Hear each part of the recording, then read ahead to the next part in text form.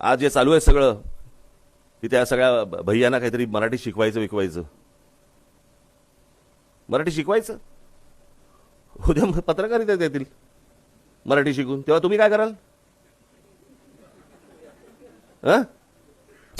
अनेक पत्रकार सांगतात नाही नाही, पण शेवटी कसं आहे, ते आले तथा म्हटल्यानंतर मराठी शिकवलं पाहिजे आणि उत्तम शिकले.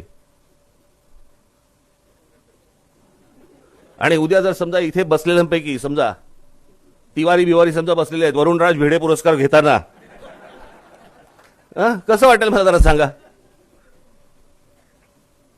त्यांची राज्य नाही सुधारली याच्याबद्दल कोण बोलत नाही. त्यांच्या राज्यकर्त्यांना हे कोणी प्रश्न विचारत नाहीत. प्रत्येक वेळेला प्रश्न महाराष्ट्रातच निर्माण होणार.